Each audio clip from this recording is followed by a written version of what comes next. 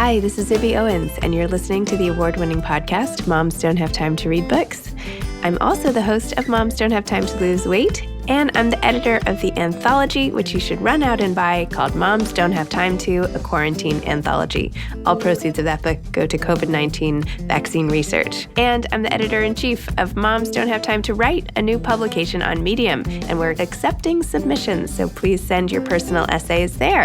And if all that isn't enough, you can follow me on Instagram at Zibby Owens, and my website is zibbyowens.com. Okay, now back to this amazing podcast. Denene Millner is a New York Times best-selling author, award-winning journalist, and director of the Denene Millner Books imprint. She has written 30 books for authors, teens, and children, among them Around the Way Girl, a memoir with actress Taraji P. Henson, and Early Sunday Morning, a children's picture book. Oh my gosh, I interviewed her, and I did not even realize until right now that she wrote Early Sunday Morning, which is like one of my favorite books ever. And I cannot believe I just missed that opportunity to discuss it with her. We discussed so much other stuff. It was a really good interview, but oh my gosh. Oh well, I try to prepare as well as I can, but sometimes I miss like big things like this, and I'm sorry. But anyway, that was a great book. Okay. She is also the founder of MyBrownBaby.com, a critically acclaimed blog that examines the intersection of parenting and race, and the host of Speakeasy with Denene, a podcast produced by Georgia Public Broadcasting. Denene lives in Atlanta with her 2 daughters and their adorable golden doodle named Teddy. Hi, Denene.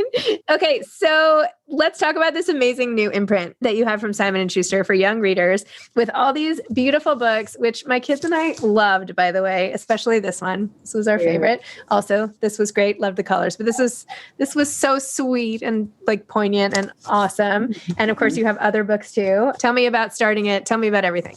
Oh, goodness. So Denene Millner Books was the brainchild or the natural progression from my work as a parenting blogger. So I'm a journalist by trade, magazine editor, and I worked for Parenting Magazine. I wrote a column for them when I decided to work from home, be a stay-at-home mom, a work-at-home mom, because it wasn't a stay-at-home. I was work at home, and we all work at home. So that stay-at-home mom is kind of a moniker that I don't appreciate. But anyway, and you're like rarely at home. I feel like you're always out, like running your kid places. Just running, running at home, mom. Let's call it that. Okay, absolutely right. So I had a column called, and I'm taking a deep background. That's okay. Go for it.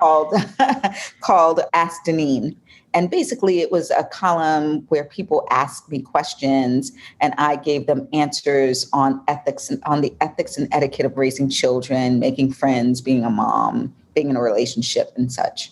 And I started My Brown Baby because I found that a lot of the conversation that was being had about motherhood was completely leaving out Black women, Black mothers. And so a lot of it, the only time that we seem to get talked to or about was when we were talking about pathology, right? Like if you wanted to talk about teen pregnancy, then you go to a Black mom. If you wanted to talk about the school to prison pipeline, you go and you talk to a Black mom. Poverty, Black mom. But nobody wanted to talk to us about the actual joy and challenges of raising Black children or children in general, and then sort of our nuance of what it means to raise a Black child in America. So I started My Brown Baby, and in the process, it just became like this big, gigantic thing. I had this great audience. I'm also an author. And so I was thinking, how fun would it be to try to create some content, some books for this humongous audience that I have, this rapt audience with Black children? You know, I always found when my children were younger, it was very difficult to find books featuring characters that look like them. This was pre-Amazon. My kids are grown now. One is almost 22. The other one's almost 19. What? You look so young. That's crazy. Okay. Thank you. And so, you know, like it's been a while since I've had to purchase books specifically for my daughters, although I still buy them children's books, by the way, because they're just beautiful. They're pieces of art and just jewels, and they love them still. And so I went to dinner with the head of an independent publishing house called Agate Publishing, based out of Evanston, Illinois, Chicago and Evanston. And my ex-husband was having a meeting with him, and I kind of, hitched on to the dinner to go and pitch to this small publisher, hey, what do you think about doing a children's book imprint. He was already doing some really innovative things with his publishing house. He had a specific imprint geared toward Black journalists, authors. And so I was like, I wonder if he'd be down to do a Black children's book imprint. Turns out he showed up to the table with the same idea in mind. You have this amazing platform with all of these parents who are willing and able to buy books featuring characters that look like Black parents or Black children. Would you be down to start this imprint with me? So we both came to the table with that idea. That was 2016. We debuted our first books in 2017. Straight out the box, we did great. Crown and Ode to the Fresh Cut won every major award there was to win for children's publishing in 2018, which was a celebration of books that came out in 2017. And then in 2018, Simon and Schuster came along and they were like, hey, girl, would you like to try and come and work with us? And I was like, yes, please. And I switched to Simon & Schuster, not because Agate wasn't doing well for me or that there was anything wrong with that relationship. I treasure it to this day. I am grateful to Doug Seibold, who is the publisher at Agate, for giving me that shot and opening the doors and letting me do what I do and have fun doing it. But Simon & Schuster allows me to have a much bigger platform. There's more money, there's more infrastructure, there's expertise with production, marketing, and promotion. You know, they have their tentacles just basically in everything because they've been around for forever. They are one of the top 5 publishers in the world. And so it just made sense to head over there so that I could create these opportunities for Black storytellers and creatives who may not have gotten a shot at a top 5 publisher, if not for imprints like mine. And so this is my debut year with Simon & Schuster. We've done great. Mia Mama is one of the books that was actually the first book that I purchased when I went over to Simon & Schuster. I'd seen it when I was over at Agate, but I didn't have enough money for it.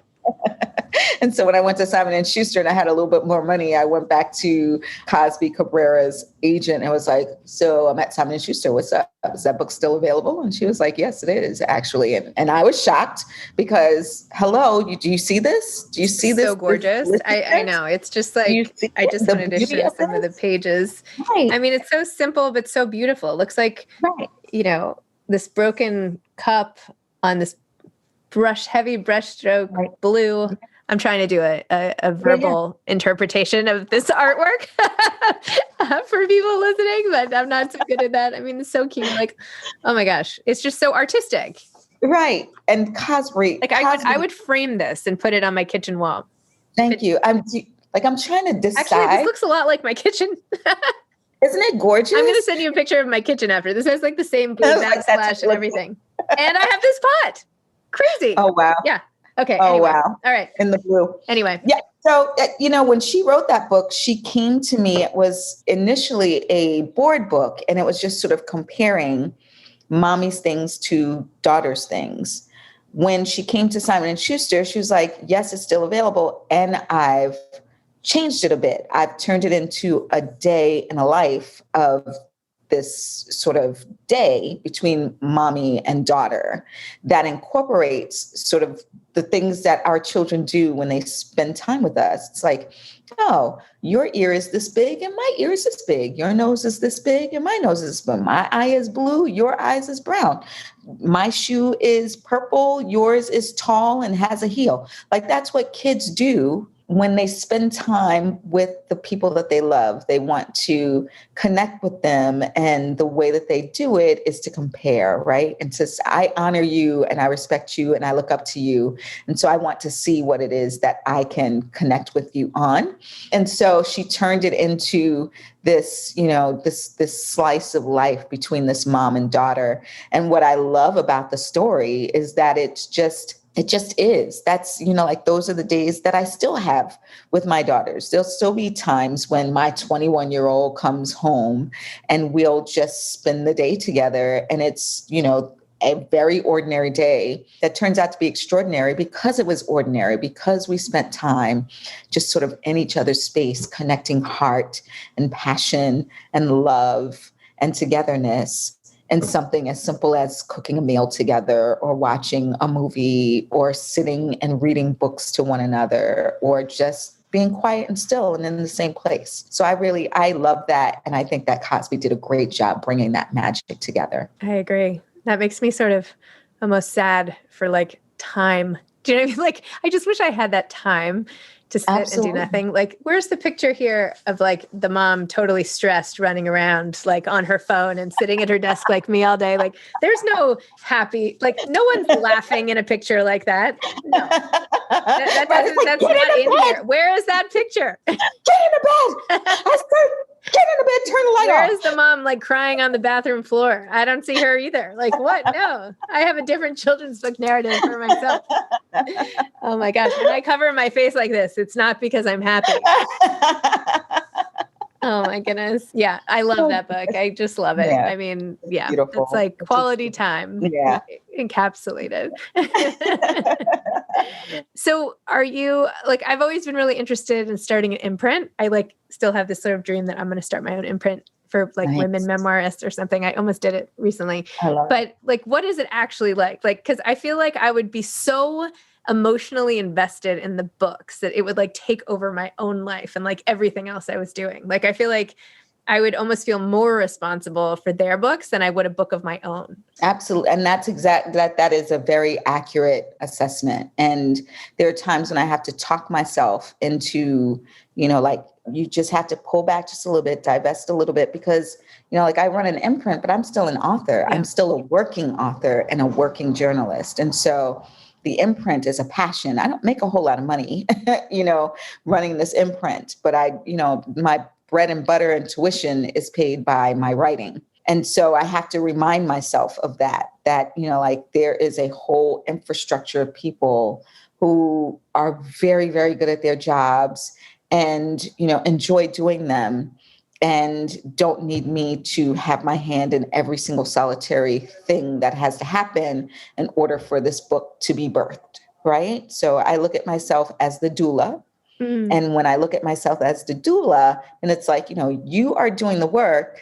I am just coaching you through this. I'm helping you. I'm making sure that all the other people in the room who are here to help this baby be birthed are doing their jobs to the best of their ability for the sake of giving birth to this baby. But you are the one who is having the baby. This is your baby. It's not mine. And when I keep that in mind when I'm doing these books, it makes it a little bit easier. I think I come to it in a different kind of way, maybe because I'm an author and, it's my baby. Mm-hmm. I sat here and I wrote it and, like I went to sleep thinking about it. I dreamed about it. I woke up, I worked on it some more. I, skipped a Saturday afternoon out in the park in the sun because I tied myself to this computer. And so that means something. Every word that's on that page meant something. There's a reason why it's there. And like I don't want to just willy-nilly have someone just willy-nilly change my words around for their own purposes. Like, this is my baby. I decided how her hair would look today. I decided what shoe she would wear today. I decided that she would have Cheerios instead of Fruit Loops, or I, made pancakes instead of French toast because that's my baby. And so I respect that when it comes to my authors. But boy, is it a lot of work to run an imprint, right? So there's so much work in terms of getting the production, the marketing, and the promotion together, getting the illustrators and keeping them on task, getting the authors and keeping them on task, that sometimes actually reading through submissions is an afterthought. Mm-hmm. Which is just terrible because it's just like, when someone sends you their work and they want you to consider it for publication, they don't want to wait months for you to like read 200 pages. They want you to let them know if this is something that you want to publish. And if you are, let's get to it. Right. But there's so much work to be done that sometimes I literally have to put my own work aside, put the imprint work aside, and just say, okay, I'm going to sit here and just read everybody else's work and see what's new and what I can purchase, what may not work for me. I never want to give a no without giving a specific reason why, which would give you the chance to decide if you're going to work on, maybe making what it is that I saw could be a better book better, or if you're going to just take it to someone else who sees your vision, right? But, I used to hate rejection letters. I was just like, no, thanks. Like, what am I supposed to do with that? Like, what is it that you didn't like? What is it like? Is there some usefulness that you could give me that could make this work better? I'm always down for making something better. And then there's, like when there's something that I love and I get to say, here's why I love it. Here's what I can convince the company to put behind it. And I am the conduit or the doula who's going to make that happen. And so it's a lot of work. It's a lot of work. Yeah. All right. I needed to hear that. I'm always like, I could fit one more thing in, but it sounds like a whole nother job. Okay. It is. I was almost conceptualizing it less like a doula and more like a grandmother, like there's that pride of ownership and yet you're not really responsible.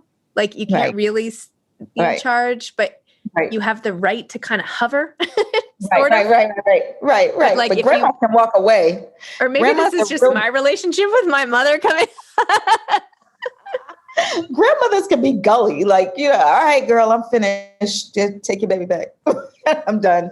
But a doula, you're paying her to, do what she's supposed to do. And she has to stick to it until, that baby is born and, I think past the 6-week, checkup. Okay. A little more transactional. Mm-hmm. Yeah, for sure. Okay. For sure. I mean, everybody's heart is in the right place, but it is transactional. Yeah. Okay. Wait, so go back to your own babies, your books that you're proud of yourself and like the writing, your day job, if you will. Tell me more about the writing. Oh, goodness. So I am in the throes of finishing up a book called The Beautiful Blood.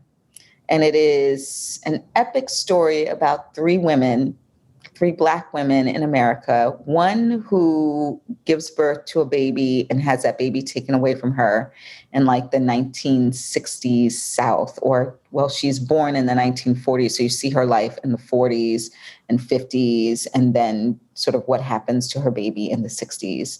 And then the second one is the mother who adopts that baby who gets taken away. And then the third part is the actual baby as a mother and grown up living her own life and sort of comparing her life to that of her mother and sort of through epigenetics feeling the things that her birth mother went through when she had her own children. And oh my God, like daily I wake up and I'm like, what were you thinking? Like, who told you could do this? Why? Like when I hang up with you, I'm going to sit here like this in front of this computer, just like this. Like, girl, I don't even understand what I was thinking when I told these people at St. Martin's Press and these 8 other countries that I could do. Of course you can do it. But oh my God, yeah, that is a lot of pressure. But here I am. It's a great idea. It's a beautiful, beautiful story that's rooted in some form of reality, right? I'm an adopted child. I was left, I'm told, on a stoop, and my parents came along and found me at an orphanage in Manhattan 4 days after I was brought there from wherever I was found. And my parents are the most loving, hard, caring, giving, parents that I could have ever asked for. Like I am convinced that my birth mother did the absolute best thing she could do for me was to leave me somewhere so that my parents could find me and be my parents. Because if it were not for them, I don't think that I would be where I am today. My parents are Southerners. My mom was from South Carolina. She passed away about almost 19 years ago. And my dad lives in Virginia. He's 86, still my best friend. Aww. And, they lived good lives, right? They weren't rich. They weren't poor. They were, solidly working class Black people in America who had factory jobs, My mom, was in the church. They had their small group of friends that they went bowling with and played Bikino with on Saturday nights. And they lived good, quiet lives.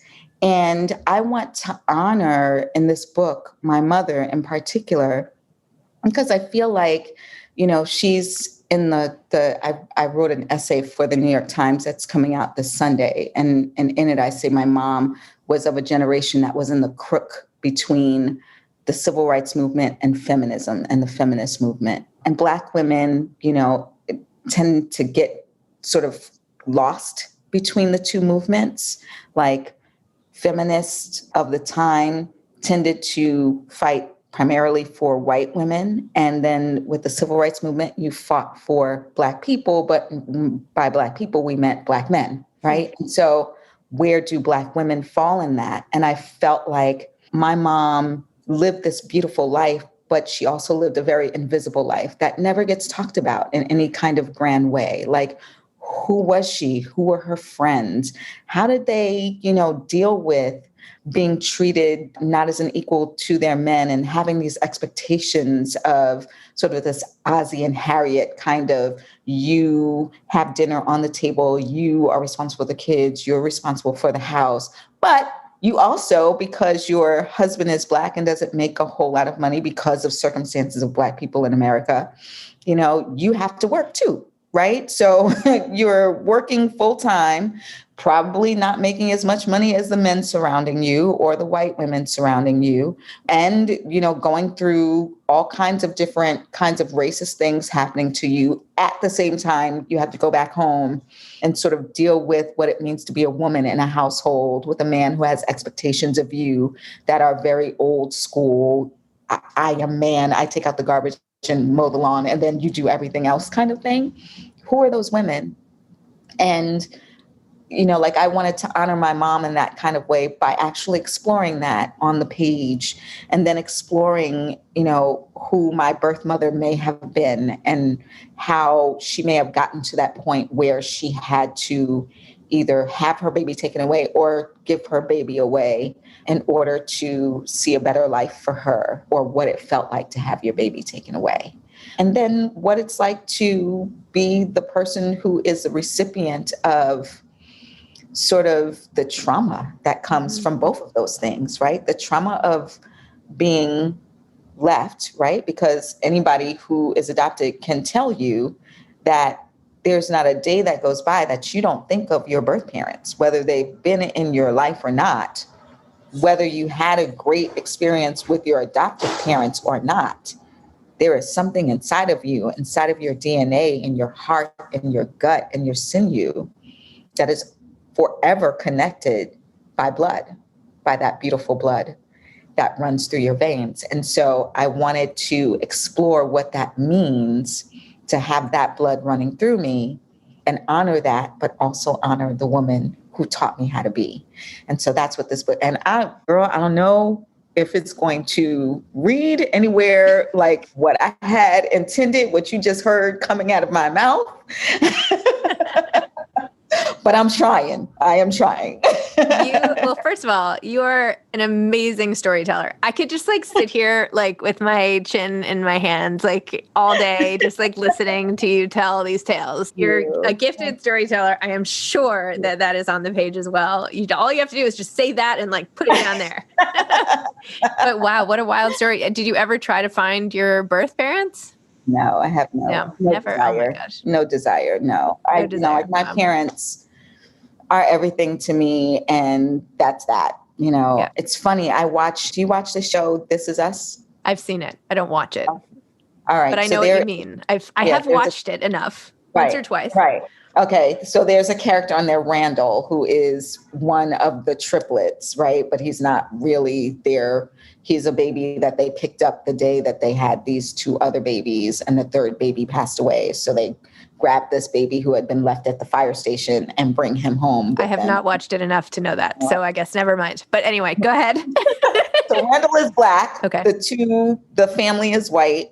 And this season they've been exploring Randall coming to terms with the fact that he was a Black boy who was raised by these white folks. And there were a lot of things that he had to kind of push down and push to the side and not explore growing up, because he was just, like, not so much, he was happy to be there, but it's not just a matter of being happy to be there. It's being grateful to be there, but understanding that, how do I explain it? Because, like the emotions that he's going through, it's like he's taken them out of my mouth. Mm-hmm. Like, you don't want to disrespect the people who basically, like, created this space for you to live. Like, so many different things could have happened to me. My mother could have decided not to have me, right? She could have decided, well, maybe I should go see a back alley somebody and just handle this. Or maybe I should, put her in a trash bag out on the side of the road and just forget about this. Or maybe I should do what she did, is put her somewhere safe so that somebody can come along and take her. And so my parents coming along and finding me means something to me. That is a gift to me. That's the gift of life from three different people, right? My birth mother, and then my mother and my dad.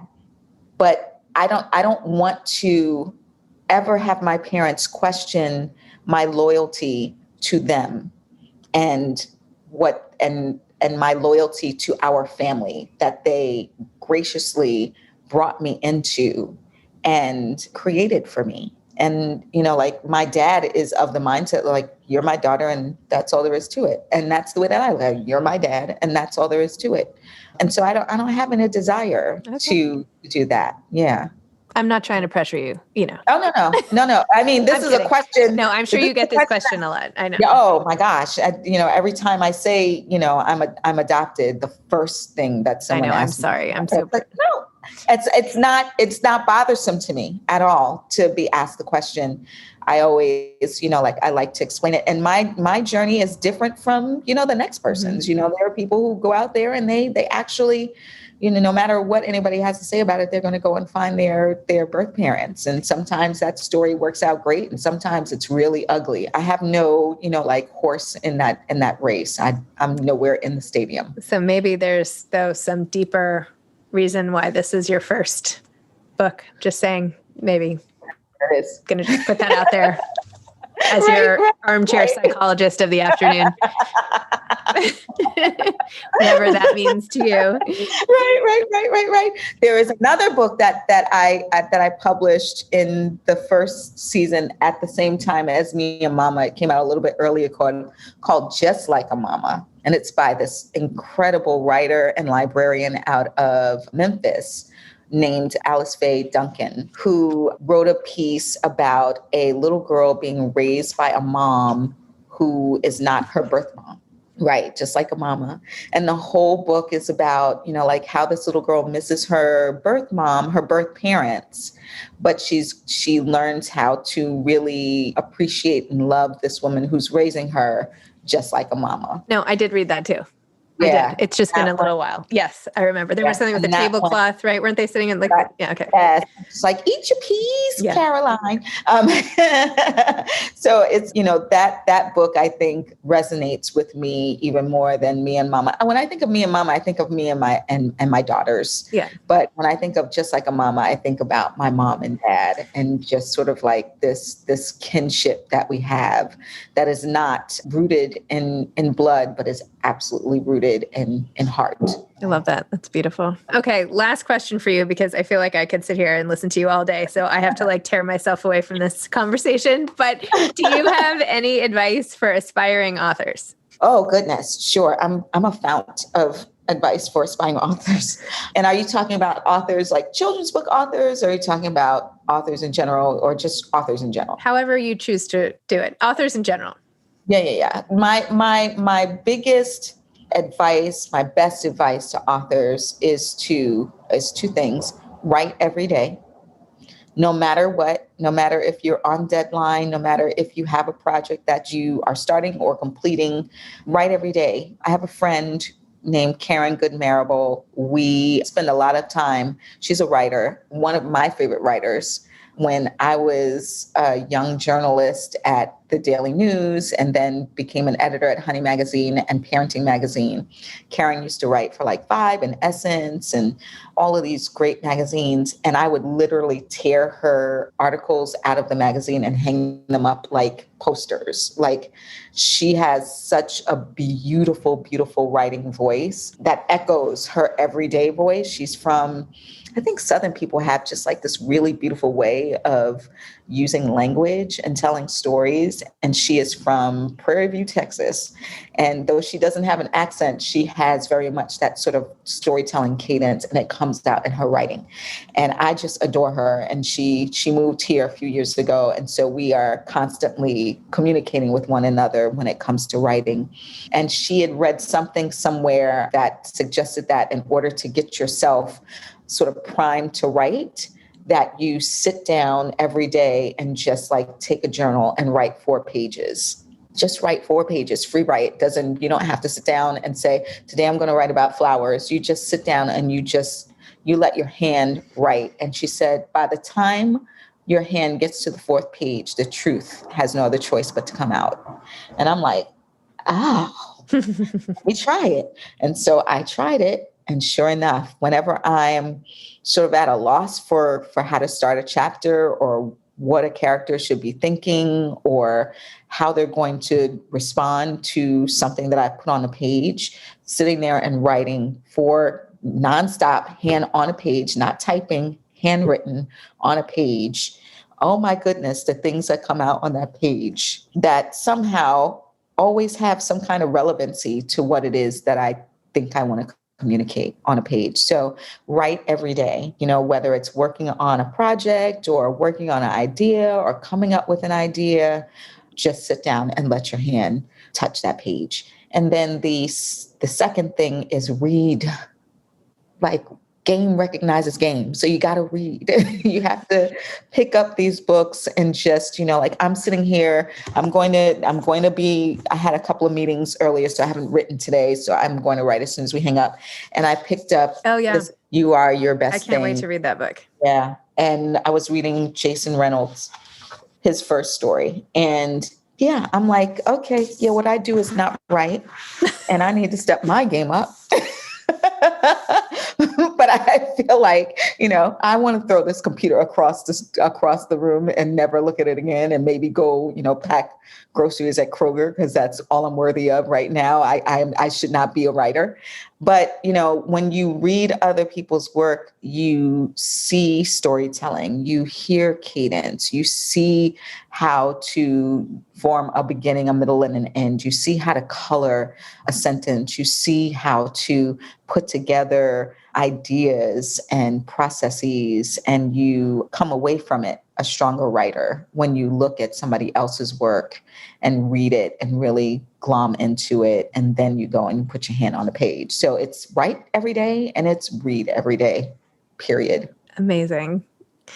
Wow. Well, Denene, thank you. This has been so much fun and really inspiring. And I hope I get to meet you in real life at some point and we can hang out or something. That would be lovely. I'm thrilled to. If only that I get to like lay on that couch and read a book. Come on over. Are you in New York? Are you in New York by any chance? No. I'm in Atlanta. Oh, well. But I'm from New York. What part of New York are you in, if you don't mind my asking? Upper East Side, Okay. See, I can come and see you when the world opens back up and I can actually go into the offices of Simon Schuster, which I've only done once, then I can stop by. Come, please do. I used to have authors here all the time. So please come. I would love it. All right. Take care. Thank you so much. Thanks so much. Okay. Take care. Bye-bye. Bye. Thanks for listening to this episode of Moms Don't Have Time to Read Books. Don't forget to follow me on Instagram at Zibby Owens and at Moms Don't Have Time to Read Books. Also sign up for my newsletter at zibbyowens.com and sign up for my virtual book club and meet lots of authors on Zoom every other week. Thanks so much to Steve and Ryan at Texture Sound for the sound editing. And thank you to Morning Moon Productions for providing this fantastic intro and outro music.